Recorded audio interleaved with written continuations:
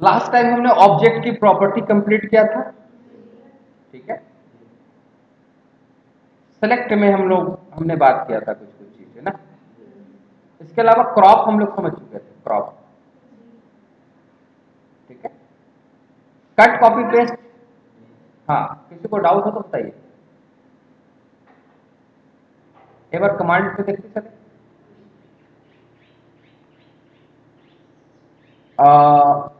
ये हमारा कंप्लीट हो गया था, ठीक है। ये भी हम लोग कंप्लीट कर लिए थे। इसके बाद फोरग्राउंड कलर और बैकग्राउंड ये भी हो गया था। एडिट कलर हमने यहाँ पे कर लिया था। लिखावट में किसी का हम नोट्स पढ़ रहे थे, उनकी गलती ये थी कि कलर जो बनता है वो कलर कहाँ आता है। आप एडिट कलर से कलर बनाते हो ना, ये कलर कहाँ आता है, ये जो नीचे के ब्लैंक बॉक्सेस होते हैं उसके अंदर आता है, ठीक है ना। इसके अलावा हम ये सिलेक्ट वाला काम कर लिए थे, ठीक है। ये ये भी हमारा हो चुका है, याद करिए। Pencil, eraser, pick colour, magnifier, fill with colour और ये टेक्स्ट टूल। टेक्स्ट टूल एक बार हम लोग फिर से रिवाइज करेंगे, ठीक है। कुछ नया है तो उनको शायद नहीं पता होगा। फिर ये हमारा कट कॉपी पेस्ट ये भी हो चुका था, ठीक है। इसके अलावा ये क्रॉप ये भी हो गया है और ये भी हो चुका है फ्लिप। नहीं, इसमें रजिया कुछ नहीं बोल रही है। आप बताइए रजिया, आपको जितना ये ब्रश भी हो गया है, ब्रश में कुछ भी नहीं है। अब ईमानदारी से बताइए कितनी चीजें आप लोगों को अच्छे से पता है। नगमा आप बताइए। मैं बैठ, हम पूछते हैं, आप बताते जाइएगा, ठीक है। ये वाला सेक्शन,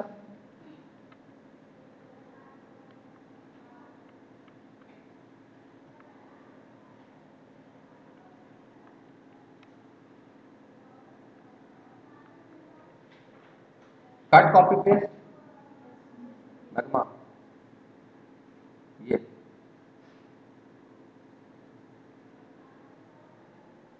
पता है।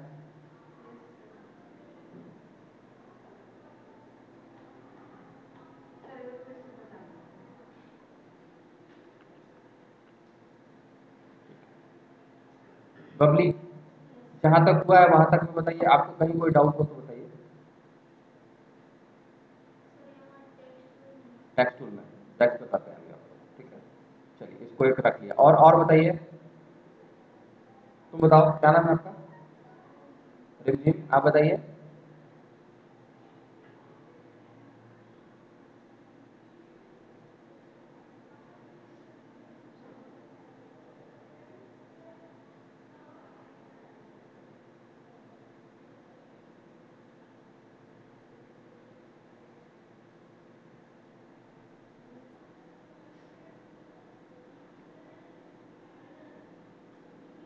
चलिए आज का टारगेट हम लोग लेते हैं, और टारगेट में हम लोग आज रखते हैं, एक रखते हैं टेक्स्ट टूल, ठीक है। एक रखते हैं रोटेट, और एक रखते हैं रिसाइज। क्रॉप हम पिछली बार बहुत अच्छे से एक्सप्लेन कर दिए आप लोगों को, ठीक है। तो पहला क्या है, हम पहला लेते हैं ये आपका रोटेट, रोटेट और फ्लिप, ठीक है। तो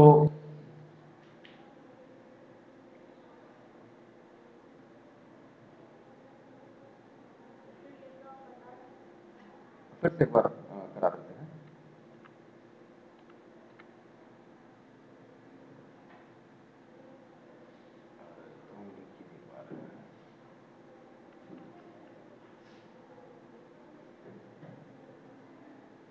देखिए, रोटेट का मतलब होता है घुमाना। क्या होता है? घुमाना। और फ्लिप का मतलब होता है पलटना। रोटेट मतलब घुमाना और फ्लिप मतलब पलटना, ठीक है। अब रोटेट की बात होगी तो अगर हम घुमाने की बात करेंगे तो तीन ऑप्शन हमको मिल रहा है। एक मिल रहा है, अगर मान लीजिए ये एक ऑब्जेक्ट है, ठीक है। और यहाँ पे जो हमको ऑप्शन मिल रहा है रोटेट लेफ्ट 90 डिग्री। अब 90 डिग्री तो आपको पता है कि क्या होता है कि नहीं पता है? अगर नहीं पता है तो फिर से बता देते हैं। घड़ी में अगर 12 बजे हैं, ठीक है, घड़ी में अगर 12 बजा है तो 90 डिग्री का मतलब होगा कि 3 बज गए। 3 बजाए तो 6 बज गए, 6 बज गए, 6 बजाए तो 9 बज गए और 9 बजाए तो 12 बज गए। यानी कि पूरा घड़ी जो घूमता है वो 360 डिग्री में घूमता है। ठीक है ना? जैसे ये अगर 0 है और कोई ऐसी चीज है, अगर 90 डिग्री करेंगे तो याद रखिए क्लॉकवाइज ऐसे घूमेगा। ये सब 90 डिग्री हो गया। अगर ये 0 है तो ये 90 है, ठीक है। अगर ये 0 है तो ये 90 है, अगर ये 0 है तो ये 90 है, ठीक है। और अगर यहाँ इस 0 से हम कहें 180 डिग्री तो क्या होगा? कौन सा लाइन होगा? अगर ये 1 लाइन है, ये 2 लाइन है, ये 3 लाइन है और ये 4 लाइन है। अगर यहां से हम 180 कहते हैं तो कहां जाएगा? ये 0 है, ये 90 हुआ और फिर 90 हुआ तो 180 है ना हुआ, जस्ट ऊपर का अपोजिट नीचे, ठीक है। और फिर 180 करेंगे, सॉरी 90 करेंगे 270 ये हुआ और ये 360 हुआ। हाँ 360 डिग्री होता है, ठीक है। तो आपके पास जो ऑप्शन आ रहा है वो कौन कौन सा ऑप्शन आ रहा है? Right 90 degree, left 90 degree. यानी ये जो लाइन है ये अगर इधर करना है तो राइट 90 डिग्री, ये अगर इधर करना है तो लेफ्ट 90 डिग्री, ठीक है। और उसके बाद कितना करना है? 180 डिग्री, यानी पूरा मतलब ये अपोजिट कराना है तो 180 डिग्री। तीन ऑप्शन समझ में आ गया? आया नहीं आया? चलिए अब इसको हम लोग करके देखते हैं। इसको करने के लिए हम इसका 2 पार्ट बना देते हैं। तो हमने क्या किया, एक ऑब्जेक्ट बनाया, ठीक है, एक रेक्टेंगल बनाया और उस रेक्टेंगल के हम 2 पार्ट कर रहे हैं। 2 पार्ट मतलब 2 कलर में इसको डिवाइड कर रहे हैं कि एक ब्लैक हो और एक रेड या व्हाइट जो, ठीक है। अब याद रखिएगा कि हम ऑब्जेक्ट को नहीं कर रहे हैं, हम जो रोटेट कर रहे हैं या फ्लिप कर रहे हैं वो हम ऑब्जेक्ट को नहीं कर रहे हैं, हम किसको कर रहे हैं? सिलेक्शन को। इस सिलेक्शन में ये चीज आ रहा है, समझ रहे? तो हमने क्या किया, पेज पर कुछ एरिया सेलेक्ट किया। अब उस एरिया में चाहे जो भी हो, जरूरी नहीं है कि यही हो, या आप ऐसे लिख सकते हो कि हमने पेज पर एक ऑब्जेक्ट बनाया और उसको सेलेक्ट किया। तो सेलेक्टेड एरिया को हम क्या करा सकते हैं?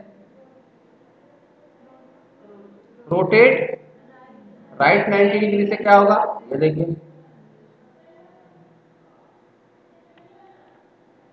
क्या हुआ कि हम 90 डिग्री दाएं तरफ सिलेक्शन को मूव करा दिए। यही ना हुआ? यहां से यहां आ गया कि नहीं आ गया? अब हम क्या करते हैं? लेफ्ट करते हैं। तो ये 0 था तो 90 डिग्री इधर आ गया। आगे बात समझ? तो 90 डिग्री हम दाएं करा सकते हैं या 90 डिग्री हम बाएं करा सकते हैं। क्लियर हो गया? अच्छा अब 180 डिग्री की बात होगी तो क्या करा सकते हैं हम लोग? ऊपर से यही ना करेंगे। तो अभी अगर हम 90 80 180 करते हैं तो क्या हो जाएगा? ब्लैक वाला नीचे आ जाएगा, रेड वाला ऊपर आ जाएगा। तो बेटर अंडरस्टैंड के लिए, अच्छे से आप समझे, इसके लिए हमने क्या किया, एक ऑब्जेक्ट बना दिया और उस ऑब्जेक्ट के ऊपर ये काम करा के देखा ये क्या होगा। समझ में आ गई बात आपको? कोई दिक्कत यहां तक? तो रोटेट के 3 कमांड क्लियर हो गए हम लोग के। और रोटेट का क्या मतलब होता है? घुमाना। और फ्लिप का मतलब होता है पलटना। अब फ्लिप 2 तरह के फ्लिप होते हैं। एक होता है वर्टिकल फ्लिप। वर्टिकल का मतलब याद रखिएगा ऊपर से नीचे, यानी 180 डिग्री, ठीक है ना, 180 डिग्री वाला काम होगा ऊपर से नीचे। और हॉरिजॉन्टल का मतलब होता है दाएं से बाएं। ठीक है, तो हम इसको करते हैं वर्टिकल। तो अभी क्या हो जाएगा कि ये ब्लैक ऊपर चला जाएगा, रेड नीचे आ जाएगा। सही है, पलट रहे हैं उसको ऊपर नीचे से, पलट रहे नहीं पलट रहे। अब इसको हम कहते हैं 90 डिग्री कर दो। अब इसको हम दाएं बाएं से पलट रहे हैं।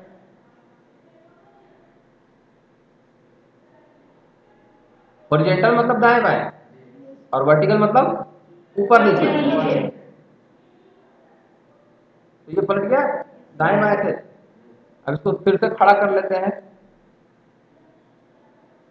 लेफ्ट 90 डिग्री और इसको कहते हैं ऊपर नीचे। तो ये कहानी समझ में आ गई आपको? पक्का? कोई दिक्कत? तो इसके अंदर 1 2 3 4 5 5 कमांड है। ठीक है, कर लोगे आप इसको?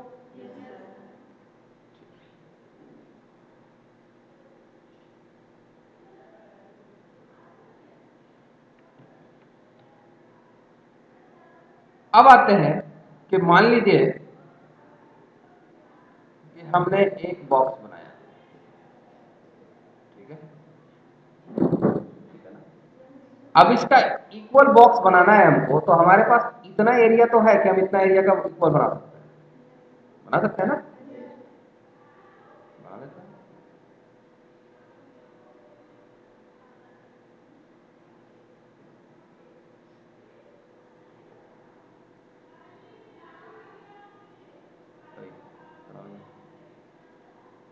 है? लेकिन अगर हम ऐसा मानते हैं कि ये वाला जो बॉक्स है ये 100% है, ये 100% है। ठीक है, और हमको इसको 4 भाग में बांटना है। कितने भाग में? 4 भाग में। तो पहला भाग 100 होगा, दूसरा 75 होगा, तीसरा 50 होगा और चौथा 25 होगा। करेक्ट? यानी इसके अंदर 4 ऑब्जेक्ट लगाने हैं, है ना। तो हम क्या करेंगे, इस काम को करने के लिए यूज करते हैं रिसाइज। किस चीज का यूज करते हैं? Resize and skew. दो कमांड है यहाँ पे, एक है रिसाइज और दूसरा है स्क्यू। रिसाइज का मतलब होता है ऑब्जेक्ट के साइज को कम ज्यादा करना और स्क्यू का मतलब होता है ऑब्जेक्ट को तिरछा करना। ठीक है, रिसाइज जो होगा वो परसेंटेज में होता है और स्क्यू जो होता है वो डिग्री में होता है। आप ऑब्जेक्ट को डिग्री में तिरछा करोगे, हॉरिजॉन्टल वर्टिकल, ये भी बताते हैं। पहले हम इसके बारे में बात करते हैं। रिसाइज जो होता है वो परसेंटेज में होगा। ठीक है, तो ये जो ऑब्जेक्ट है इस टाइम पे 100% है। ठीक है, हम क्या करते हैं, इस ऑब्जेक्ट को सिलेक्ट करते हैं।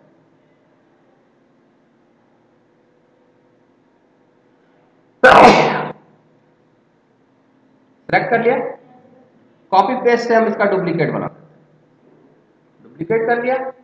अब ये जो ऑब्जेक्ट है ये 100% है, इस ऑब्जेक्ट को हम कहते हैं रिसाइज में जाते हैं और इसको कहते हैं 75%। अच्छा, एक चीज आप देखिए कि हमने यहां पे 75 किया तो ये ऑटोमेटिक 75 हो गया। क्यों हुआ? क्योंकि आप यहां पर एक ऑप्शन है मेंटेन एक्सेप्ट रेशियो। अगर मान लीजिए कि आपको ऐसे में 75 करना है और ऐसे में 100 रखना है, तो नहीं हो रहा है ना, दोनों चेंज हो जा रहा है। तो आप इसको अनचेक कर दो, इसको 75 कर दो, तो अब आप सिंगल सिंगल कर सकते हैं। ठीक है, पर हमको क्या करना है, हमको दोनों को एक जैसा रखना है 75%।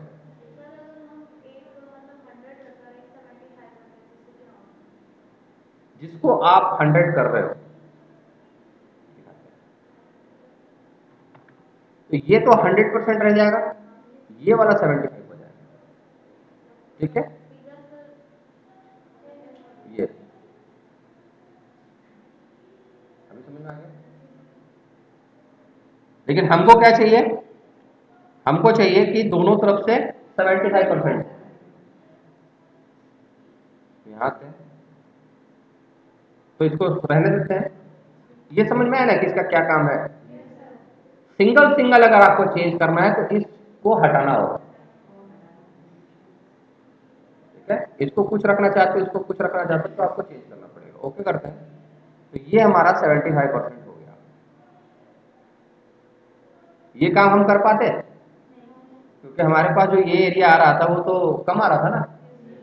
अब हम इसको फिर से हम पेस्ट कर लेते हैं, फिर 100% मिला। इस बार इसको हमको कितना का नोट बनाना है? 50% बनाना है।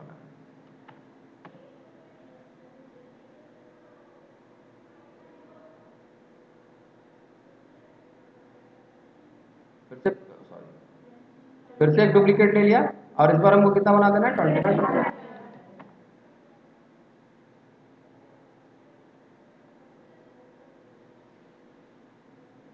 क्लियर हो गया?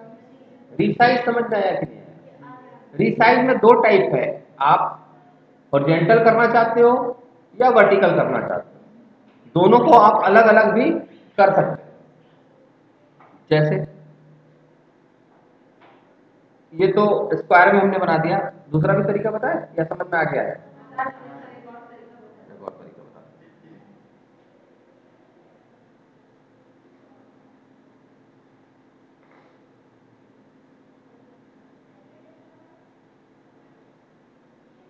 हमको इसमें खाने बनाना है, बॉक्स बनाना है, ठीक है? यहाँ यहाँ यहाँ यहाँ ऐसे, ठीक है? और उसका रेशियो देना है, मान लो 25, 50, 75 और 100, 4 देने। समझ गए ना? मैंने इसको 4 पार्ट में बांटना है और वो इक्वल हो। तो इक्वल तो ऐसे ही होगा ना, 25, 50, 75 और 100। उससे ज्यादा में बांटना होगा तो आप उसका कैलकुलेशन लगा लोगे कि कितना परसेंटेज होना चाहिए। कॉपी पेस्ट करके डुप्लीकेट बनाया, ओके। अब अगर हम रिसाइज में जाते हैं तो हमको कौन सा वाला चेंज करना? हमको इसको चेंज करना है, इसको चेंज नहीं करना। ये 100% ही रहेगा।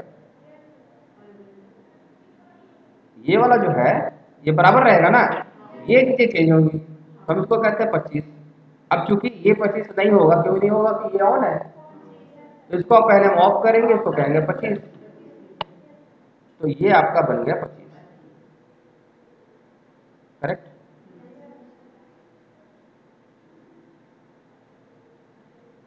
ठीक है, फिर से पेस्ट किया और इसको हम कहते हैं 50। अभी आपका क्यों ऑन है तो हम इसको ऑफ कर दे रहे हैं, ये थोड़ा ऊपर नीचे हो गया, पर कोई बात नहीं, आपको समझ में आ रहा है ना? ये 50 हो गया। फिर से पेस्ट किया और इस बार इसको हम क्या कहेंगे? 75। तो आप देखिए कि आपके चारों बॉक्स इक्वल हो गए। आई बात समझ में या नहीं? अभी अगर इसको इक्वल करने तो आप ग्रिड लाइन खोजते, फिर आप उसको पॉइंट गिनती करते हैं, फिर आप लाइन बनाते हैं, तब ये इक्वल होता है। तो आपको ये रिसाइज क्लियर हुआ अभी या नहीं हुआ कि दोनों को एक साथ कैसे करेंगे और सिंगल सिंगल कैसे करेंगे? तो अकॉर्डिंग टू नीड आपको जैसी जरूरत हो आप इसको यूज कर सकते हो। और याद रखना ये परसेंटेज में होगा और ये एक्सेप्ट मेंटेन एक्सेप्ट रेशियो से क्या होगा? दोनों एक जैसा होगा। और इसके दो टाइप होंगे, हॉरिजॉन्टल में कराना है या वर्टिकल में कराना है। साइन से आपको पता चल जाएगा कि हॉरिजॉन्टल का मतलब होता है दाएं बाएं और वर्टिकल का मतलब होता है कोई दिक्कत। अब आते हैं स्क्यू पे। स्क्यू का मतलब होता है तिरछा करना, और तिरछा मतलब डिग्री में। ये परसेंटेज में था, ये डिग्री में होता है। अब कैसे तिरछा करना है वो देखते हैं।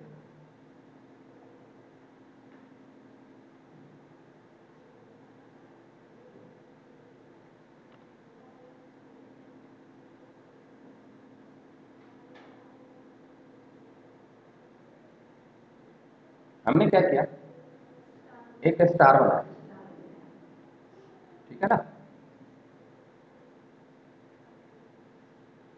और हम चाहते हैं इस स्टार का एक शैडो बने, जैसे आपकी परछाई बनती है, शैडो, परछाई। तो हम इसको क्या करते हैं? इसको सेलेक्ट करते हैं, कॉपी और पेस्ट करके एक डुप्लीकेट ले लेंगे।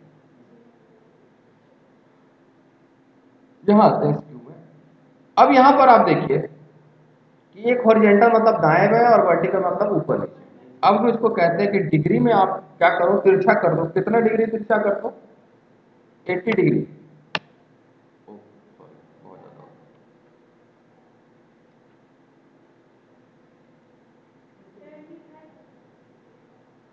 और 30 डिग्री करते हैं। अच्छा ये जब 30 डिग्री हो तो इसको बड़ा करना पड़ेगा।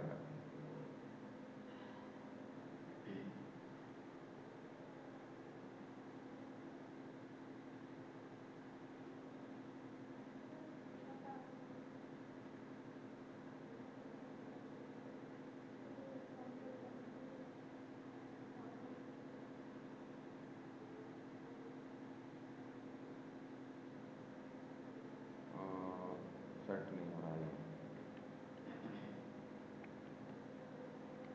कुछ लिमिटेशंस हैं जो हम कराना चाह रहे हैं वो नहीं हो पा रहा है,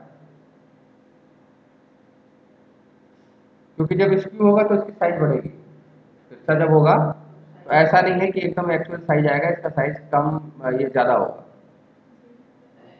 तो सॉरी हमारे पास कॉपी तो किया हुआ था, हम सीधा पेस्ट करते हैं। एक और ऑब्जेक्ट लिया,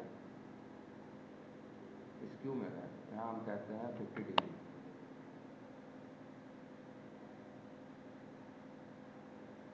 ओके, और बट ये पूरा सेट नहीं हो पाया। और आपको समझ में आया? हम इसको क्या कर सकते हैं, तिरछा कर सकते हैं। ठीक है, कैसे तिरछा कर लेंगे?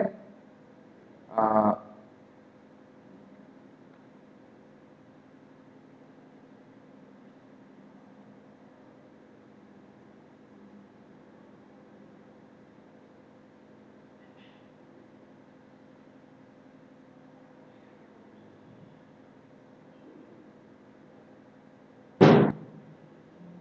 ठीक है,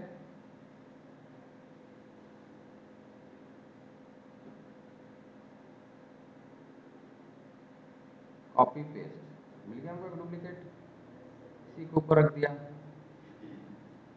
ना। स्क्रू में गए, यहाँ पे हमने कहा 30 डिग्री कर दो, अब तक क्यों ऑन है? नहीं, ये आपको बड़ा करना पड़ेगा, और इसका साइज भी इंक्रीज हो जाता है, याद रखिएगा।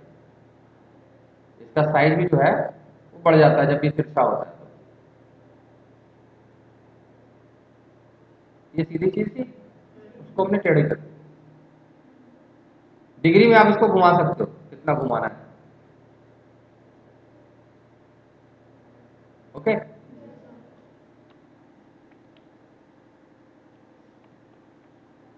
ये आ गया, और इसको हम कहते हैं कि इसको 90 डिग्री कर दो तो पूरा लेट जाएगा ये। अच्छा ये देखिए, ये इसकी लिमिटेशन है, -89 से 89 तक ही जाएगा। ठीक है, अच्छा माइनस में भी जाएगा, अभी इसको कहते हैं 20 डिग्री, -20 डिग्री, तो अपोजिट होगा ये। समझ रहे हो कि नहीं? हाँ, ठीक है, तो ये कहानी समझ में आ गई आपको स्क्यू की। ये दाएं बाएं से कर रहे थे, इसको इस बार ऊपर नीचे से कर रहे हैं। ये हमने कैलिक्स बनाया।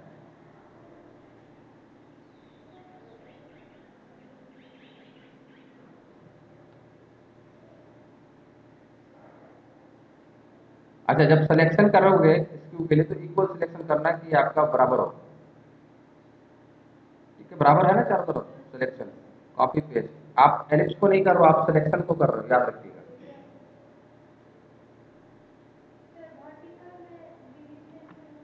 हाँ कर तो रहा है, ये 30 डिग्री हुआ।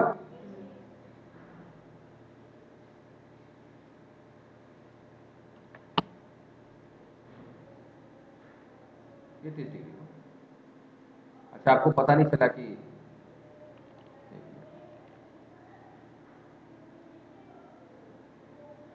रेक्टेंगल में मालूम पड़ेगा, इसमें नहीं मालूम पड़ेगा। देखिएगा,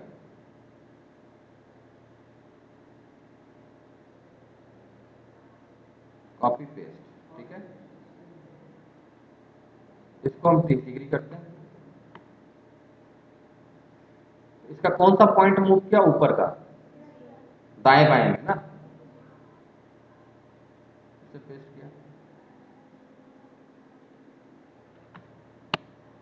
इसमें कौन सा पॉइंट मूव किया, ऊपर नीचे। ठीक है,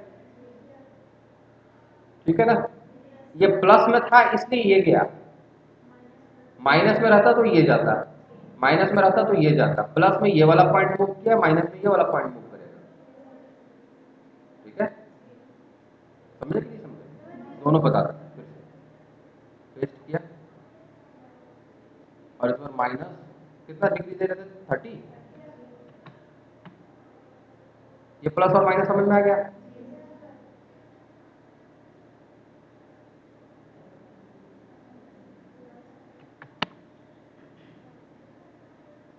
ये भी क्लियर हो गया? ये जो आपका पॉइंट है रेक्टेंगल का, ये पॉइंट प्लस करेंगे तो ये मूव करेगा, माइनस करेंगे तो ये मूव करेगा, प्लस करेंगे तो ये मूव करेगा, माइनस करेंगे तो ये मूव करेगा।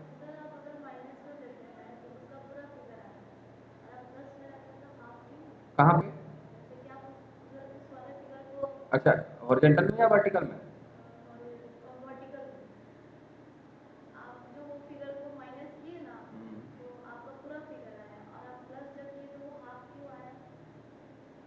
नहीं नहीं, ऐसा नहीं है, एक बार फिर से।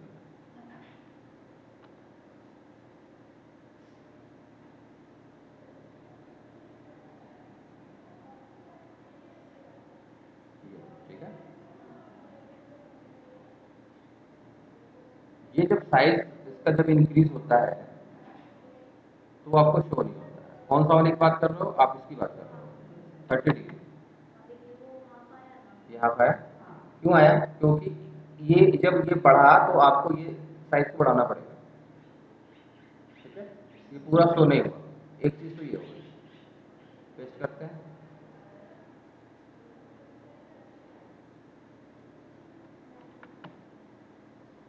ठीक है, इधर का दिखा उसमें, उधर का दिख रहा था, साइज को बढ़ा दीजिए।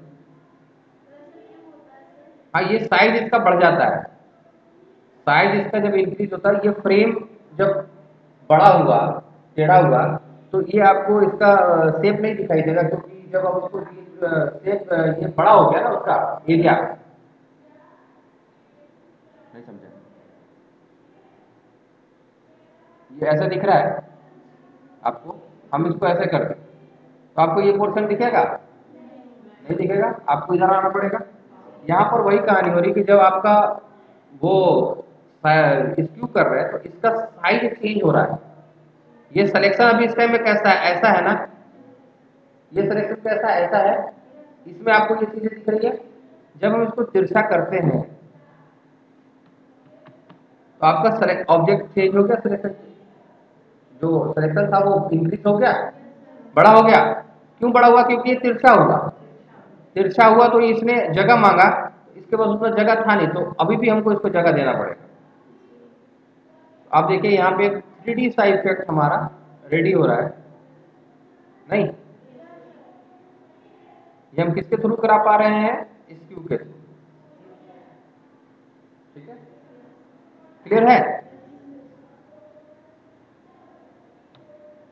चलिए, तो इसके अंदर दोनों कमांड समझ में आ गए।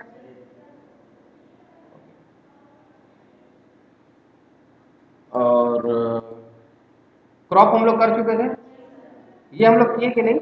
ये कर लिए ना, अभी किए ना? अच्छा, ठीक है। आपको टेक्स्ट के बारे में बता देता हूं थोड़ा सा जल्दी जल्दी में ना। टेक्स्ट क्या है?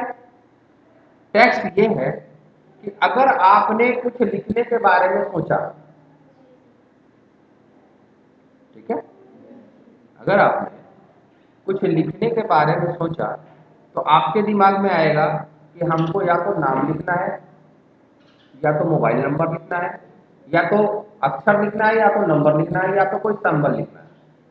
यानी कीबोर्ड में जितने भी बटन आपको मिल रहे हैं, अगर उसको आप लिखना चाह रहे हैं तो आपको टेक्स्ट लिखना पड़ेगा। ठीक है, मतलब group of number, symbol, text, sorry letter, it's called text. इसको हम टेक्स्ट कहेंगे। जैसे वर्णमाला कहते ही नहीं मिलते हैं। वर्णमाला में आपका वो काका की भी आता है, और आ भी आता है, और कका भी आता नहीं आता है, उसको वर्णमाला बोलते हैं। उसी तरीके से अगर आपको यहाँ पे कुछ लिखना है तो आपके दिमाग में बस एक ही चीज आना चाहिए कि हम टेक्स्ट लिखने जा रहे हैं। तो सबसे पहले टेक्स्ट के लिए आपको टेक्स्ट टूल लेना पड़ेगा। टेक्स्ट टूल लेने के बाद आप पेज पे क्लिक करोगे तो आपको एक डॉटेड एरिया दिखाई देगा, एक बाउंड्री दिखाई देगी, ठीक है। इस बाउंड्री का जो नाम होगा वो होता है टेक्स्ट फ्रेम। जैसे फोटो फ्रेम, फोटो फ्रेम के अंदर फोटो आता है, ना कि खाना आएगा। टिफिन के अंदर क्या आएगा? खाना आएगा, ठीक है। समझ में आई बात? बॉटल के अंदर पानी आएगा, ठीक है ना। उसी तरीके से इस टेक्स्ट फ्रेम के अंदर टेक्स्ट आएगा, ठीक है। अगर आपके पास बॉटल नहीं है तो पानी है नहीं, है ना। बॉटल है तब पानी है। उसी तरीके से ये फ्रेम है तो वो टेक्स्ट है। अब ये जो आपको दिखाई दे रहा है, जो दिख रहा है, छुप रहा है, दिख रहा है, छुप रहा है, इसको हम कहते हैं कर्सर। ऐसे इसका नाम पॉइंट, इसका नाम कर्सर। हिंदी, अब नगमा का हिंदी क्या बताए? अच्छा, नगमा, नगमा का, अच्छा। और गाना का मतलब क्या होता है? ये आप एक का दूसरा नाम बता रहे हो, इंग्लिश का हिंदी कर रहे हो।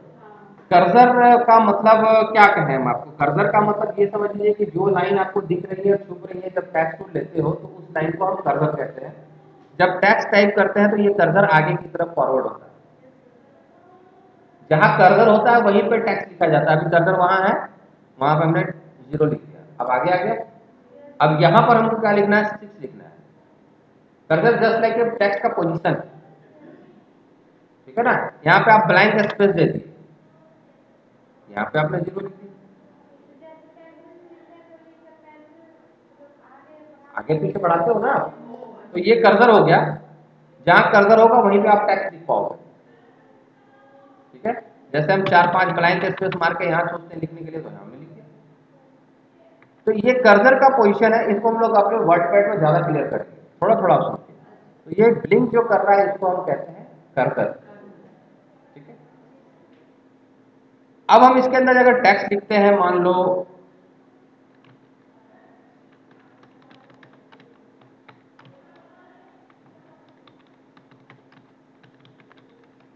ऐसा हमने लिख दिया। अब ये देखिए, अब फ्रेम यहाँ पे ब्रेक हो गया क्योंकि फ्रेम बड़ा नहीं था तो टेक्स्ट नीचे आ गया। तो अगर आप फ्रेम को बड़ा करोगे तो ये एक लाइन में आ जाएगा, ठीक है। याद रहे कि ये फ्रेम आपका इनेबल रहेगा तभी आप इस टेक्स्ट के अंदर कुछ काम कर पाओगे। अगर आपने क्लिक बाहर कर दिया तो ये ऑफ और इसकी प्रॉपर्टी भी ऑफ, ठीक है। अभी देखिए आपको एक प्रॉपर्टी मिल रही है पूरा, यहां से यहां तक नई चीजें मिल गई, ये वाला सेक्शन और ये वाला सेक्शन। पहले ये तो पहले का ही है, ये भी पहले का है, ठीक है। अब क्या करेंगे, इसको सिलेक्ट करते हैं, यहां से इसका हम फेस चेंज करेंगे। इसको कहते हैं फॉन्ट फेस। फॉन्ट फैमिली के अंदर दिख रहा है आपको? तो यहां से हम इसके फेस को चेंज कर सकते हैं, यहां से इसके साइज को चेंज कर सकते हैं। इसका नाम क्या है? Font size. इसका नाम है फॉन्ट फैमिली, ठीक है। यहां से हम बोल्ड कर सकते हैं, मोटा, इटैलिक, थोड़ा सा तिरछा, ऑलरेडी ये तिरछा है, इसको सीधा पहले वाला सीधा वाला ले लेते हैं, थोड़ा सा तिरछा, इसी से ऑन इसी से ऑफ ना। और नीचे एक लाइन, अंडरलाइन, स्टिक थ्रो, बीच से लाइन, ठीक है। ये टेक्स्ट के इफेक्ट है, समझ में आई बात?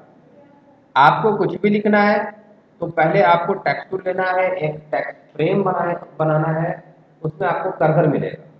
जहां कर्सर होगा आप वहां से अपना टाइपिंग वर्क शुरू करोगे, ठीक है।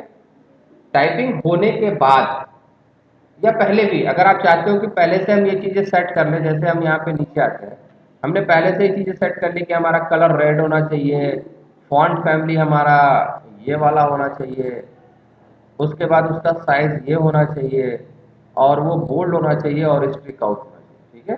ये हमने सेट कर ली। अब हम इसमें लिखते हैं, सब कुछ वही आ रहा है जो हमने सेट किया था।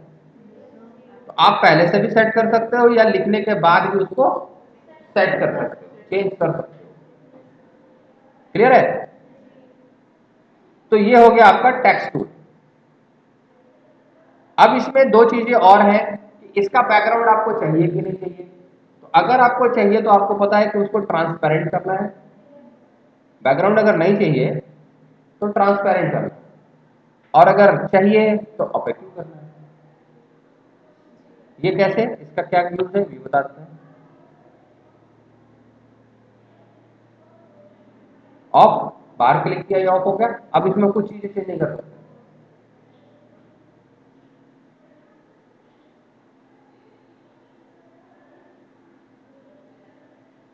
ठीक है, अब हम इसको लेके जा रहे हैं। ओ, हमने गड़बड़ कर दिया है। ये आया, पता क्यों आया? क्योंकि यहां से ये सिलेक्शन वाला होना है, ट्रांसपेरेंट ना, इसलिए ये ऐसा आया। पर हम एक काम और करते हैं, एक बार फिर से टेक्स्ट में आते हैं, लिखते हैं टेक्स्ट।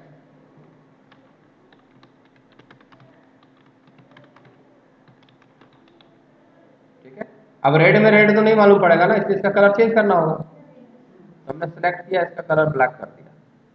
अब यहाँ पे देखिए ये ट्रांसपेरेंट है ना, और इसको उठा के आगे जाता है, बाहर क्लिक करते हैं। अभी सही आया? अच्छा, जब हम इसको रख रहे थे तो याद रखिए कि हम इसको बाहर से सिलेक्ट करके नहीं लाए। ये आएगा क्या? बाहर नहीं आएगा। फिर से देखिएगा,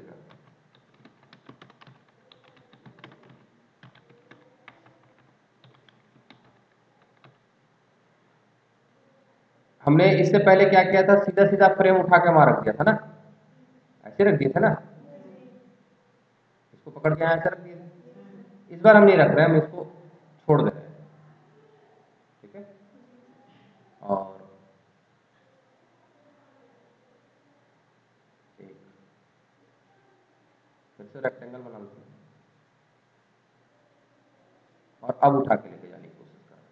तो अब ये टेक्स्ट नहीं है, अब ये बैकग्राउंड है।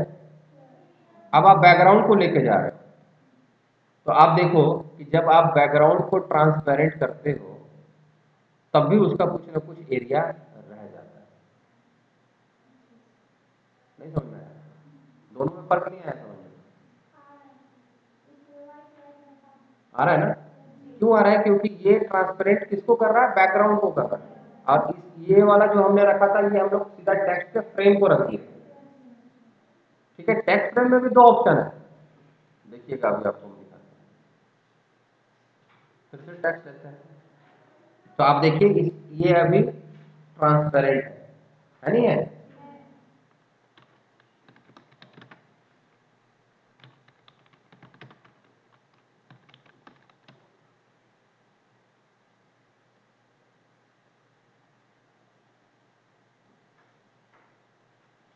और इसके ऑप्शन को हम चेंज करें, अब देखते हैं ले जाकर के, तो ये देखिए इसका बैकग्राउंड कलर आ रहा है।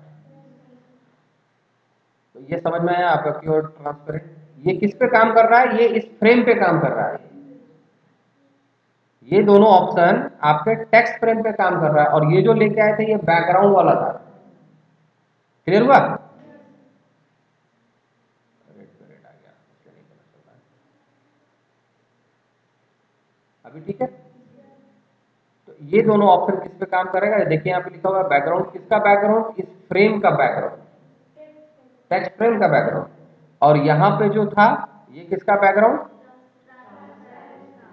सिलेक्शन, यानी जो आपका सिलेक्शन किया है उसका बैकग्राउंड। ठीक है, तो इसमें क्या होगा कि आपका कोई भी चेक मार्क नहीं आएगा, इसमें चेक मार्क आ जा रहा है, थोड़ा सा व्हाइट कलर आ जा रहा है। तो ये दोनों में डिफरेंस है। हाँ, टेक्स्ट टूल से दिखेंगे और टेक्स्ट फ्रेम को ही मूव कराएंगे, ना कि लिखने के बाद हम बैकग्राउंड को सिलेक्ट करके मूव करेंगे। अगर वैसा करते हैं तो फिर ऐसा आएगा, अच्छा नहीं आएगा। समझ में आ गई बात? तो इसको ध्यान रखना है, जब एक जगह फाइनल हो जाए तभी आपको बाहर क्लिक करना है। ओके, ठीक है, आज के लिए हम लोग इतना ही रखते हैं।